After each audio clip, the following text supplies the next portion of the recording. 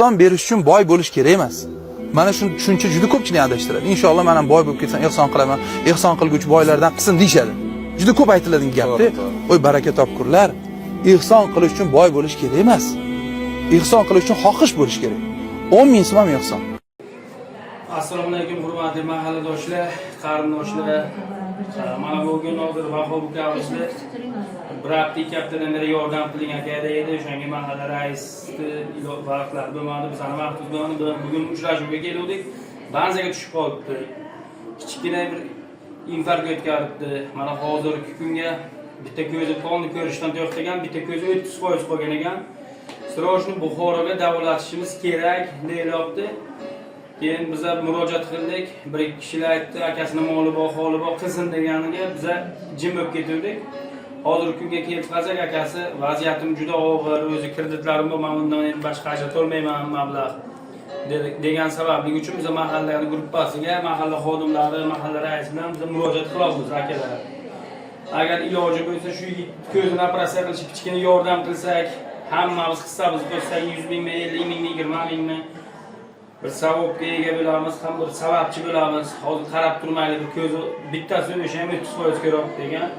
Shuning uchun imkon qadar yordam qilinglar. Majbur bo'ldik, biz Barnisaga hozir yoniga keldik, doktorlar bilan ham gaplashdik.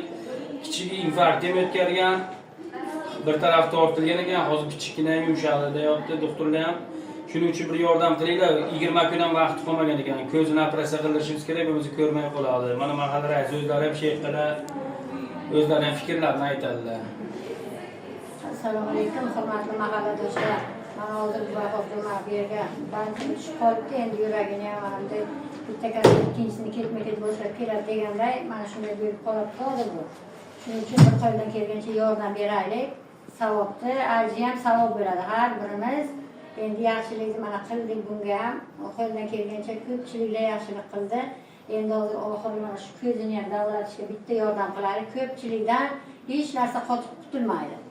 Shunday ekan hammamiz birlashsak, hech ham qiyinchilik tug'dirmaydi. Bitta yordam qilaylik, bitta yigit mana yaxshi berib ketsin, shu davolatib kelsin, ko'zini oramizga qaytsin. Hammamizning fikrimiz, talabimiz, xohishimiz ham shu. Mana hozir sahri bo'lsa pul yerildi, qancha yordam qilindi, operatsiyadan oyog'i yaxshi bo'ldi. U ham Xudoning borligi, sahrda halabiga yaxshi bo'ladi. Ko'zi ham yaxshi bo'ladi nasib bo'lsa. Hozirgi kunga biz ham harakat qilamiz, pul yig'ishga o'z mahalla byudjetidan hamma tarafdan qilib yordam qilindi-yu, Buxorodagi shaxsiy bansa ko'z operatsiya qilishga uni davlat tomonidan shartnoma qilishga imkoni yo'qligi sababli majbur biz murojaat qilamiz.